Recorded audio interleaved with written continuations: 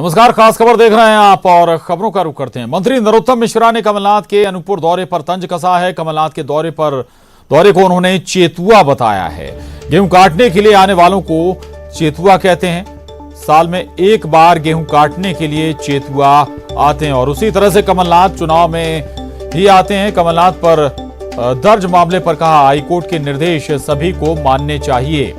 तो नरोत्तम मिश्रा ने बेतीखा हमला बोला है पीसीसी चीफ कमलनाथ पर। दरअसल कमलनाथ के अनूपपुर दौरे पर उन्होंने तंज कसा है और कमलनाथ के दौरे को उन्होंने चेतुआ बताया है। दरअसल गेहूं काटने के लिए आने वालों को चेतुआ कहते हैं। साल में एक बार गेहूं काटने के लिए चेतुआ आते हैं। उसी तरह से कमलनाथ चुनाव में ही आते हैं, ये कहना है गृह मंत्री नरोत्तम मिश्रा का।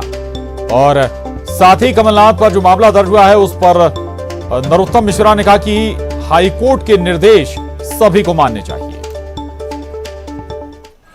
देखो, कमलनाथ जी वो शख्स हैं, जैसे हमारे इलाके में गेहूं जब कटता है तो चैत आता है, चैत में गेहूं कटता है तो उनको जो काटने वाले हैं उन्हें चेतुआ बोलते हैं। ये चेतुआ सिर्फ चैत काटने आते हैं। कमलनाथ जी सिर्फ चुनाव में ही आते हैं। चुनाव के बाद जो जाते हैं तो फिर अगले चुनाव पे ही आते हैं। चेतुआ की स्थिति है। तो गृह मंत्री नरोत्तम मिश्रा बेहद तीखा हमला बोल रहे हैं पीसीसी चीफ और पूर्व सीएम कमलनाथ पर। दरअसल अनूपपुर दौरे के मद्देनजर उन्होंने ये तंज कसा है कि केवल फसल काटने के लिए जिस अंदाज में चेतुआ आते हैं चैत के मौसम में, उसी तरीके से कमलनाथ अनूपपुर आ रहे हैं। तो गेहूं काटने के लिए आने वालों को चेतुआ कहते हैं, इसका भी नरोत्तम मिश्रा जिक्र करते नजर आए और तुलना कर दी चेतुआ से पीसीसी चीफ कमलनाथ की। साथ ही इसके अलावा हाईकोर्ट के निर्देश को सभी को मानना चाहिए। दरअसल दर्ज मामले पर भी उन्होंने प्रतिक्रिया दी। तो लगातार इस तरह के तीखे हमले एक दूसरे पर किए जा रहे हैं कांग्रेस बीजेपी की तरफ से, और गृह मंत्री नरोत्तम मिश्रा ने यह सीधा हमला पीसीसी चीफ कमलनाथ पर बोला है। अनूपपुर दौरे के मद्देनजर यह हमला किया गया है कमलनाथ पर। नरोत्तम मिश्रा कह रहे हैं कि जिस तरीके से चैत के मौसम में चेतुआ आते हैं फसल काटने के लिए, और वो केवल चैत के मौसम में आते हैं, और उसी तरह से कमलनाथ का ये अनूपपुर दौरा है। तो लगातार इस तरह की जुबानी जंग कांग्रेस बीजेपी की तरफ से होती रही, एक दूसरे पर हमले होते रहे, जुबानी हमले, और उसी कड़ी में ये और एक्सटेंशन आप कहें गृह मंत्री नरोत्तम मिश्रा ने पीसीसी चीफ कमलनाथ पर बोला है। अनुराग हमारे साथ जुड़ गए। अनुराग, बेहद तीखे शब्दों का इस्तेमाल गृह मंत्री नरोत्तम मिश्रा ने पीसीसी चीफ कमलनाथ के लिए किया है। अब हालांकि इलेक्शन है तो स्वाभाविक है कि ऐसी बयानबाजी, ऐसे हमले आने वाले दिनों में भी देखेंगे।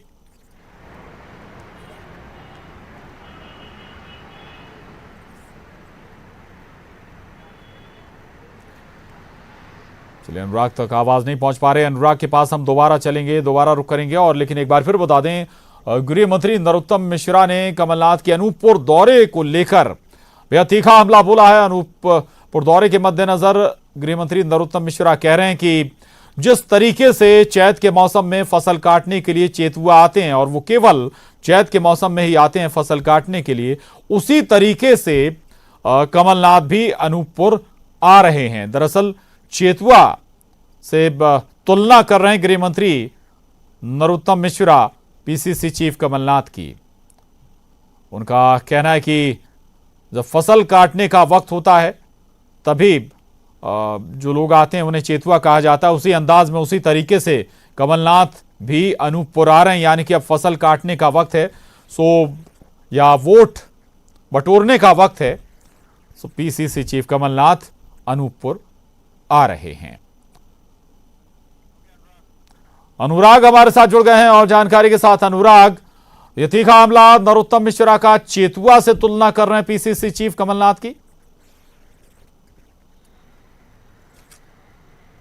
बिल्कुल प्रशांत, देखिए चुनावी मौसम है और इस तरीके के बयान अक्सर चुनाव के दौरान सुनाई देते हैं, जब नेता एक दूसरे को घेरने के लिए कई तरह के शब्दों का इस्तेमाल करते हैं। दरअसल चेतुआ शब्द का इस्तेमाल उसलिए किया जाता है कि चैत के समय जब गेहूं की फसल की कटाई होती है तो उस समय बड़ी संख्या में बाहर से लोग आते हैं और फसल काटते हैं और उनको चेतुआ कहा जाता है। और शायद नरोत्तम मिश्रा ने इसी आज जो कमलनाथ का अनूपपुर का दौरा होने वाला है उसी को लेकर ये तंज कसा है कि जब चुनाव है तो कमलनाथ उन इलाकों में पहुंचने का काम कर रहे हैं जहां पर उपचुनाव हो रहा है। तो कुल मिलाकर नरोत्तम मिश्रा ने चैत के महीने में जो फसल की कटाई होती है और उसके लिए जो चेतुआ आते हैं उनकी उससे तुलना कमलनाथ की करी। और अब इस पूरे मामले को लेकर कांग्रेस भी भड़क उठी है और कांग्रेस ने भी इस बात को लेकर सवाल किया है कि जो उपचुनाव में जो इमरती देवी हैं जो कि मंत्री हैं वो भी बाहर से आई थी, लेकिन अब उनको भी बीजेपी ने अपनाने का काम किया है। तो कुल मिलाकर उपचुनाव होने वाला है, इस तरीके की शब्दों की कई तरह की भाषाएं आप देखने को मिलेंगी और उसी का नतीजा है कि आज नरोत्तम मिश्रा ने भी कमलनाथ के अनूपपुर दौरे को लेकर ये तंज कसा है। जी बिल्कुल बिल्कुल अनुराग, जो मामला दर्ज हुआ है उसको लेकर भी नरोत्तम मिश्रा कह रहे हैं कि हाई कोर्ट का जो आदेश है सबको पालन करना चाहिए, यानी कि अब जो सभाओं में भीड़ जुट रही है, क्राउड आ रहा है, उसको लेकर भी एक दूसरे पर हमले जारी हैं। बिल्कुल प्रशांत, देखिए हाईकोर्ट के साफ तौर पर निर्देश है कि कोई भी चुनावी कार्यक्रम में 100 लोगों से ज्यादा की उपस्थिति नहीं होना चाहिए। लेकिन 2 दिन पहले भांडेर में पीसीसी चीफ कमलनाथ ने चुनावी सभा को संबोधित किया था जिसमें 100 से कहीं ज्यादा की संख्या में कार्यकर्ता और लोग पहुंचे थे और इसी को लेकर कमलनाथ और फूल सिंह बरैया के अलावा 8 लोगों के खिलाफ एफआईआर दर्ज की गई। और इसी पूरे मामले को लेकर प्रदेश में अब सियासत भी होती हुई नजर आ रही है क्योंकि कांग्रेस इसको एक पक्षीय कार्रवाई करार दे रहा है और कांग्रेस का यह भी कहना है कि प्रशासन की जिम्मेदारी है कि हाईकोर्ट के निर्देशों का पालन कराया जाए। लेकिन बीजेपी साफ तौर पर कह रही है कि जब हाईकोर्ट के निर्देश हैं, केंद्र सरकार ने कोरोना संकट काल को लेकर गाइडलाइन जारी की है, तो ऐसे में इतनी बड़ी संख्या में कांग्रेस का चुनावी सभा को करना सीधे सीधे कोर्ट के निर्देशों का उल्लंघन है और उसी के चलते कार्रवाई की गई है। तो कुल मिलाकर चुनाव है, अनुराग यहाँ पर हाईकोर्ट का अगर आदेश है तो जिम्मेदारी क्या दोनों की नहीं बनती, प्रशासन को भी ध्यान रखना होगा, दूसरी तरफ सियासी दलों को भी उतना ही ख्याल रखना होगा। चलिए मैं आ रहा हूं आपके पास अनुराग, और इस वक्त हमारे साथ कांग्रेस से भूपेंद्र गुप्ता जी जुड़ गए हैं। भूपेंद्र जी, 2 बातें, चलिए क्राउड पॉलिटिक्स तो ठीक है, गृह मंत्री नरोत्तम मिश्रा चेतुआ से तुलना कर रहे हैं पीसीसी चीफ कमलनाथ की। नहीं, वो इसलिए तुलना कर रहे हैं कि वो खुद ही चेतुए हैं, इसलिए वो तुलना कर रहे हैं। उसके अलावा उन्हें क्या, उन्हें तो इस बात का जवाब देना चाहिए कि वो खुद बाहर से आए हुए हैं मध्य प्रदेश में। और दूसरी चीज जो है, उनकी जो जनप्रतिनिधि हैं जो मालकिन बन के बैठ गई हैं, इमरती देवी जी, वो तो खुद ही चेत काटने आई थी डबरा में, अभी तक चेत काटती जा रही हैं, परमानेंट हो गई वहां पर वो। और उनको उनने न केवल जनप्रतिनिधि बना लिया, अब तो उनकी डबरा की मालकिन हो गई है वो। तो जिस आदमी को इस बात का जो है हैरत नहीं है कि उसने अपने घर में चेतुओं को मालिक बना लिया है और कमलनाथ जैसी ये लोगों के बारे में टिप्पणी कर रहा है, ये बेशर्मी है, इसका कोई उत्तर नहीं हो सकता है। पहले तो उन्हें उसका जवाब देना चाहिए कि उनका ओरिजिनल कहाँ से आए हुए हैं नरोत्तम जी और उनका परिवार। और दूसरा जो है, क्या इस बात का जवाब दें, हाँ या ना में गाने और गीत ना गाएं कि क्या जो इमरती देवी हैं वो चेत काटने आई थी डबरा में, इसका जवाब दे दें पहले वो। जी जी बिल्कुल, लेकिन भूपेंद्र जी अगर इस तरह का इस दिशा में आगे बढ़ा जाता है तो फिर तो सारे, चाहे बीजेपी के नेता हो या फिर कांग्रेस के नेता हो, सवाल दोनों पर उठेंगे। देखिए, बीजेपी जब ऐसे हलकट सवाल उठाती है तो इन हलकट सवालों को हवा देने का भी औचित्य क्या है? ये सवाल तो आपको उनसे करना चाहिए कि वो जो है इतनी हलकट बातें क्यों कर रहे हैं। अगर वो इस बात का जवाब दे दें, जब भारतीय जनता पार्टी ऐसी बातों को बढ़ावा दे रही है और आप हमसे उसका प्रत्युत्तर मांगेंगे तो ये बातें तो आएंगी सामने। नहीं, बिल्कुल हम जोड़ने की कोशिश कर रहे हैं, बीजेपी से भी हम बात करने की कोशिश कर रहे हैं, जैसे जुड़ेंगे आपके साथियों से सवाल पूछिए ना नरोत्तम जी से कि भैया जो है आप खुद ही चेतुआ हो क्या, पूछो आप उनसे। आप तो उन्हीं को फोन घुमा लीजिए, हम उनसे बट्टू बन, हम भी तैयार बैठे बात कर लेंगे। जी नहीं, हमारा प्रयास हर किसी से बात करने का होता है, लेकिन कई बार होता है, आप भी भूपेंद्र जी समझते हैं, कई बार जो व्यस्त होता है या फिर जिम्मेदारियां ज्यादा होती हैं। सरकार में जब आपके मंत्री थे तो वो भी इतने सुलभ नहीं होते थे मीडिया के लिए।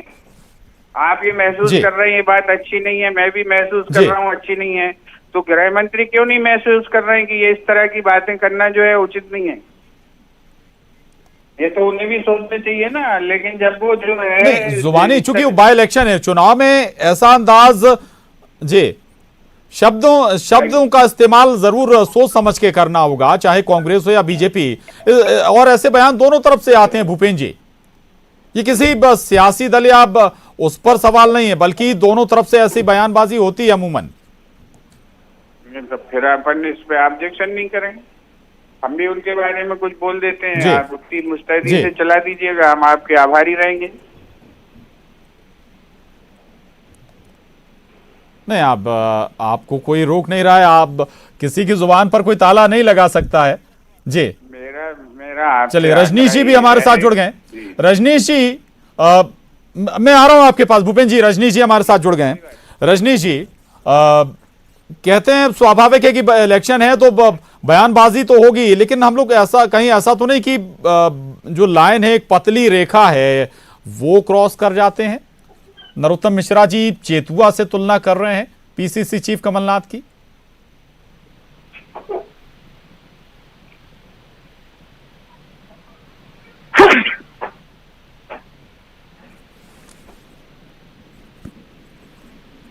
रजनीश जी, आवाज आप तक पहुंच रही है? हाँ, अब आपकी आवाज आई प्रशांत जी। हेलो रजनीश जी, आवाज अगर आप तक पहुंच रही है, ये बयान नरोत्तम मिश्रा के जरिए पीसीसी चीफ चूंकि अनूपपुर दौरे पर जाने वाले हैं, चेतुआ बता रहे हैं उन्हें। देखिए, अब तो सबके सामने है, पत्रकार भी जानते हैं, मीडिया भी जानता है, और राजनीति करने वाले कांग्रेस के हों चाहे भाजपा के हों, वो भी जानते हैं कि कमलनाथ जी स्वभाव से किस प्रकार के राजनेता हैं, सबको पता है। और शब्दों में अगर कोई कह दे तो हो सकता है कांग्रेस वालों को मिर्ची लग जाए, लेकिन 10 नवंबर को वो मध्य प्रदेश की राजनीति से विदाई ले लेंगे और दूसरी या तीसरी फ्लाइट से दिल्ली को उड़ जाएंगे। तो कमलनाथ जी तो ठहरे परदेसी, साथ क्या निभाएंगे, और 10 तारीख की फ्लाइट से दिल्ली उड़ जाएंगे। नहीं रजनीश जी, जिम्मेदारी मध्य बीजेपी की जिम्मेदारी वीडी शर्मा जी पर है, कांग्रेस की जिम्मेदारी प्रदेश अध्यक्ष की कमलनाथ जी पर है, तो स्वाभाविक है कि वीडी शर्मा जरूरी नहीं कि वो अपने क्षेत्र में ही रहे, बल्कि उनका जिम्मा भी पूरे प्रदेश का है, तो जाएंगे ही। तो इसमें गलत क्या है, क्या दिक्कत है, इस पर सवाल क्यों? नहीं, दिक्कत ये है कि आप मुख्यमंत्री के बतौर आपने जो जिम्मेदारी निभानी चाहिए थी नहीं निभाई, और अभी भी केवल चुनाव आए, चुनावी मौसम आया तो आप उड़ चले। आप जब किसान दर्द में था, जब संकट में किसान था, बाढ़ से जूझ रहा था, कभी दूसरी प्राकृतिक आपदाओं से जूझ रहा था, आप तो नहीं गए ना। आप तो अपना खेत देखा ना, अपना खलियान देखा। आपने बल्लभ भवन की केवल फाइलें जो आपको निपटाना थी, जो भी आपकी नंबर 1 प्रायोरिटी में रहती थी, सेठों की, उद्योगपतियों की, मनमाफिक बंटवारों की, तो वो टेंडरों की, वो तो आपने खूब देखी। जनता की चिंता नहीं की, गरीबों की। रजनीश जी, वक्त कम है, छोटा सा रिएक्शन जरूर भूपेंद्र गुप्ता जी का बनता है। भूपेंद्र जी, चुनाव आया तब आप जनता के बीच जा रहे हैं, जब जरूरत थी किसानों को जरूरत थी, फसल खराब हुई तब नहीं गए, ये सवाल रजनीश जी का, कम शब्दों में प्लीज। देखिए, इनसे पूछे हैं कि धाराजी नाम की एक जगह है देवास में, उसका बांध खुलवा के 200 किसानों को, गरीबों को मार डाला था इनकी सरकार ने। उस आयोग की रिपोर्ट ये कब पेश करेंगे, ये इनका असली चेहरा है। कटनी में जब बाढ़ आई थी, मेरी बात सुन ले, अभी जो है तेरा मुंह बंद हो जाएगा, बात सुन लो अभी मेरी पहले भाई, बात सुन लीजिए मुद्दे की। यही बता रहे हैं कि तुमने कैसे लोगों को मार डाला, तुमने कैसे लोगों को मार डाला, यही बता रहे हैं। तुम्हारे जनरल की नहीं, इसकी आयोग की रिपोर्ट बैठी हुई है। अभी 15 साल की आवाज सुनते ही तुम्हारी जो है हवा क्यों निकल जाती है? मजदूरों के 15 साल के तुम्हारे पास सुन के हवा क्यों निकल जाती है? 15 साल के तुम्हारे पास सुन के तुम्हारी हवा क्यों बंद हो जाती है? अपने 15 साल पर नजर डालो। ये जो 15 साल के चेतुए, इनसे पूछो। ठीक है भूपेंद्र जी, माफी के साथ रोक रहा हूं। रजनी जी, शुक्रिया आपका। भूपेंद्र जी, आपका भी धन्यवाद न्यूज 18 से बात करने के लिए। अनुराग श्रीवास्तव हमारे साथ बने हुए थे। अनुराग, आपका भी शुक्रिया, धन्यवाद। चलिए आगे बढ़ते हैं। और टिकट वितरण के बाद कांग्रेस के अंदर घमासान पर मंत्री नरोत्तम मिश्रा का बयान आया है। नामांकन दाखिल होने तक कुछ और सीटों पर बदलना होंगे उम्मीदवार। बदनावर से कांग्रेस अपना उम्मीदवार बदल चुकी है। यह बयान नरोत्तम मिश्रा का, सुनिए। टिकट बदलना पड़ रहा रहा है कांग्रेस? यही तो गोविंद सिंह की मांग है। कांग्रेस में तो अभी फार्म की वापसी की तारीख तक एक हाथ टिकट और नहीं बदल जाए, आप देखते रहना, प्रतीक्षा करो। पर जम्मू कश्मीर में शहीद हुए सतना के लाल धर्मेंद्र त्रिपाठी का पार्थिव शरीर उनके पैतृक गांव पड़िया पहुंचा।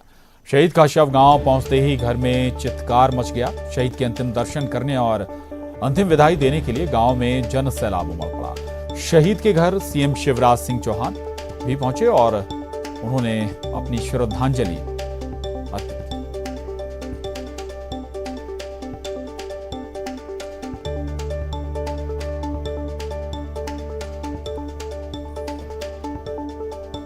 ये तस्वीरें देख रहे हैं आप, ये तस्वीरें आपको बता दें सतना के लाल धर्मेंद्र त्रिपाठी का पार्थिव शरीर उनके पैतृक गांव पहुंचा। हजारों की संख्या में अंतिम दर्शनों के लिए लोग उमड़ पड़े, जो जानते थे वो भी, जो नहीं जानते थे वो भी। आसपास के गांव के लोग भी उनके अंतिम दर्शनों के लिए पहुंचे और खुद मुख्यमंत्री शिवराज सिंह चौहान ने शहीद को फूल अर्पित कर श्रद्धांजलि दी। ये दो तस्वीरें, शहीद का पार्थिव शरीर, परिवार गमगीन, लेकिन गर्व है शहादत पर, और इस शहादत का सम्मान करने शिवराज सिंह चौहान भी पहुंचे। श्रद्धांजलि दी शिवराज सिंह चौहान ने शहीद को।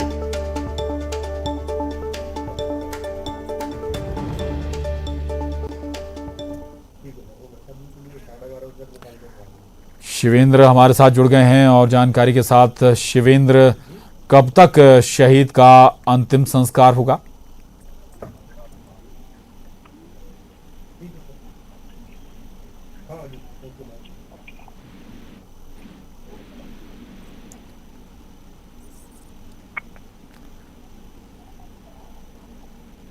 शायद शिवेंद्र तक आवाज नहीं पहुंच पा रही। हम दोबारा संपर्क साधने की कोशिश करेंगे शिवेंद्र से, लेकिन आपको बता दें कि सतना का लाल धर्मेंद्र त्रिपाठी शहीद हो गया और इसके बाद देश के लिए शहादत के बाद। शिवेंद्र, आवाज आप तक पहुंच रही है? शिवेंद्र, बताएं कब तक अंतिम संस्कार होगा शहीद का? देखिए आपके कुछ ही घंटों के अंदर दाह संस्कार कर दिया जाएगा। सीएम शिवराज सिंह चौहान अभी श्रद्धांजलि देकर रीवा रवाना हुए हैं और पीड़ित परिवार से मुलाकात किए हैं और जो शहीद है धीरेन्द्र को श्रद्धांजलि अर्पित किए हैं। साथ ही राज्य शासन की तरफ से 1 करोड़ रुपए के मुआवजे का ऐलान किया है। पत्नी को शासकीय नौकरी देने की बात कही है और पत्नी को प्रदेश की बेटी की संज्ञा दी है और हर मुसीबत में साथ खड़े रहने की बात कही है। मैं आपको बता दूं कि शव यात्रा शुरू हो चुकी है और कुछ ही देर बाद शमशान घाट में जो शहीद हैं उनको पंचतंत्र में विलीन किया जाएगा। सैकड़ों की तादाद में जो आसपास के लोग हैं, जानने वाले हैं, शहीद को आखिरी सलाम देने पहुंचे हुए हैं। जी बिल्कुल, बहुत महत्वपूर्ण है इस स्थिति में परिवार के लिए संबल, और वो संबल शिवराज सिंह चौहान ने उस संबल देने का भरोसा दिया है परिवार के लिए। हालांकि शिवेंद्र, परिवार का दुख कम नहीं हो सकता, लेकिन सहारा जरूर परिवार को दिया जा सकता है और उस सहारे का भरोसा शिवराज सिंह चौहान ने दिया है। शिवेंद्र, उनकी मां जैसे ही सीएस शिवराज सिंह चौहान को देखी लिपट के रोती रही। लगभग 5 से 7 मिनट तक वो सिर्फ सीएम के साथ रही। सीएम लगातार उनको ढांढस बनाते रहे। पत्नी जो है, पत्नी का बुरा हाल है, उनको विश्वास ही नहीं है कि उनका जो सुहाग है वो पंचतत्व में विलीन होने जा रहा है, वो शहीद हो चुका है। वो बार बार ताबूत से धीरेन्द्र को निकालने का प्रयास कर रही हैं, डॉक्टर बुलाने का प्रयास कर रही हैं। तो कुल मिला के जो माहौल है बहुत ही गमगीन है। हर व्यक्ति की आंखें नम है, हर व्यक्ति की आंख में आंसू है और हर व्यक्ति जब तक सूरज चांद रहेगा, धीरेन्द्र तेरा नाम रहेगा, इस तरह के नारों के बाद अब शव यात्रा निकल चुकी है। बिल्कुल, शहीद के अंतिम दर्शनों के लिए भारी जन सैलाब उमड़ा। पार्थिव शरीर जैसे ही उनके पैतृक गांव पहुंचा, शिवराज सिंह चौहान भी श्रद्धांजलि देने के लिए पहुंचे। शुक्रिया शिवेंद्र आपका इस पूरी जानकारी के लिए। बात खबर भोपाल से, शिवराज सरकार ने फिर लिया कर्ज, 1000 करोड़ रुपए का कर्ज लिया है सरकार ने। आपको बता दें 12 साल की अवधि के लिए ये कर्ज सरकार ने उठाया है। आरबीआई के जरिए बाजार से कर्ज लिया गया है। 1000 रुपए का और कर्ज अब शिवराज सरकार ने आपको बता दें कि उठाया है। 12 साल की अवधि के लिए ये कर्ज होगा और आरबीआई के माध्यम से, आरबीआई के जरिए बाजार से 1000 करोड़ रुपए और कर्जा शिवराज सरकार ने लिया है। दरअसल किसानों और दूसरे कामों के मद्देनजर ये कर्ज सरकार ने लिया है। 1000 करोड़ का ये कर्जा आरबीआई के जरिए बाजार से उठाया गया है और ये कर्जा 12 साल की अवधि में सरकार को चुकाना होगा, यानी कि 12 साल की अवधि के लिए ये कर्जा शिवराज सरकार ने लिया है। तो कई महत्वपूर्ण काम, जरूरी काम निपटाने के लिए सरकार को एक बार फिर कर्ज लेने की दरकार पड़ी है, जरूरत पड़ी है और 1000 करोड़ रुपए बाजार से फिर से सरकार ने कर्जा लिया है। शरद श्रीवास्तव हमारे साथ जुड़ गए हैं। शरद, स्वाभाविक है कि किसानों की जरूरतें और तमाम दूसरी जरूरतें तो हैं ही। कोविड पीरियड में रेवेन्यू भी सरकारों के पास उतनी नहीं आई, यही एक वजह कि एक बार फिर सरकार को कर्ज उठाना पड़ा। बिल्कुल, देखिए कोरोना की वजह से एक तो जो लॉकडाउन हुआ उसमें कहीं ना कहीं कारोबार पे असर पड़ा और दूसरी बात जो रेवेन्यू कलेक्शन होना चाहिए जैसा आपने कहा वो उतना नहीं हुआ जितनी सरकार को उम्मीद थी। बावजूद इसके जो तमाम तरीके की योजनाएं हैं, अलग अलग हितग्राहियों को पैसा देने की बात हो, किसानों की बात हो, वो लगातार सरकार कर रही है। ऐसे में जो वित्तीय स्थिति है वो प्रदेश की ठीक नहीं है, ये बात तो खुद सरकार भी स्वीकार कर चुकी है। यही वजह है कि सरकार को एक बार फिर से 1000 करोड़ रुपए का कर्ज बाजार से लेना पड़ा है। लेकिन एक बात ये भी है कि ये जो दरअसल कर्ज दिया गया है उसकी अगर देखें लिमिट जो केंद्र की ओर से तय की जाती है या आरबीआई की ओर से तय की जाती है, तो मध्य प्रदेश सरकार अभी लिमिट के अंदर ही है और वो कर्ज हालांकि ये ले सकती है। लेकिन जिन परिस्थितियों में कर्ज लिया जा रहा है उसको लेकर कहीं ना कहीं विपक्ष की ओर से लगातार सवाल उठाए जाते रहे हैं कि सरकार फिजूल खर्ची कर रही है, तमाम तरीके की बातें हैं। तो इस तरीके के आरोप लगते रहे हैं, लेकिन सरकार ने हमेशा से ये कहा है कि जो कर्ज लिया जा रहा है वो विकास की और डेवलपमेंट की जो योजनाएं हैं उनको लेकर किया जा रहा है। जी बिल्कुल, बहुत महत्वपूर्ण है। 1000 करोड़ रुपए का कर्जा लिया गया और जैसा कि शरद बता भी रहे हैं कि जो लिमिट है केंद्र की तरफ से तय की गई है राज्यों के कर्जे की, अभी उसके अंदर ही है सरकार। बहुत शुक्रिया शरद आपका इस पूरी जानकारी के लिए।